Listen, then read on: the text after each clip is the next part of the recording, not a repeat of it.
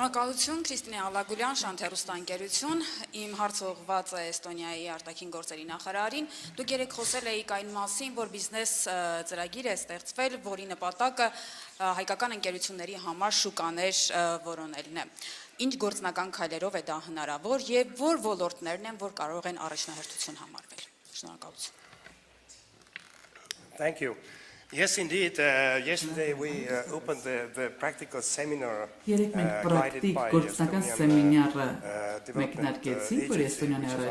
Էստոնիայի զարգացման գործակալություն էր կազմակերպում, որը ԱԳՆ-ի արտաքին գործերի նախարարության ներքո է, սա արդեն իսկ երկրորդ քայլն է, թե ինչպես կարող ենք հայկական ընկերությունների աջակցել, որ նրանք համաշխարհային շուկայում նոր շուկաներ կարողանան բացահայտել, արդեն 20 տարի առաջ ենք մենք այս ճանապարհով անցել, շատ անկեղծ եմ ուզում ասել ձեզ։ Մեր հույսը մեծ շատ կախված էինք ռուսական շուկայից, բայց տնտեսական ճգնաժամից հետո 99 թվականի տնտեսական ճգնաժամից հետո մենք հասկացանք, որ չի կարելի միայն մեկ շուկայից շատ մեծ կախվածություն ունենալ, սա մեծապես վնաս կհասցնի, եթե ինչ-որ բան տեղի ունենա։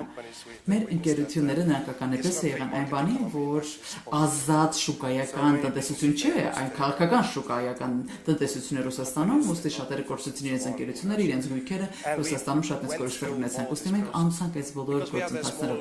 Քանի որ մենք փոքր երկիր ենք, գլոբալ մասշտաբով մենք փոքր ենք, մեր ընկերությունները եւս փոքր են։ Մենք ուզում ենք աջակցել եւ կիսվել մեր փորձառությամբ, թե ինչպես է հնարավոր նոր շուկաներ գտնել, ինչպես է հնարավոր բիզնես գործարար ոլորտի դիվանագիտության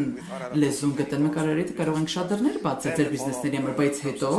այդ շարունակական աշխատանքը շատ կարևոր է, թե բիզնեսները ինչպես են դա շարունակելու։ Մեր ընկերությունները հիմնականում կապիտալիզացման հետ խնդիր ունեն, ռեսուրսներ գրավելու ուղղությամբ, որ մտնեն նոր շուկաներ։ Ես չեմ խոսում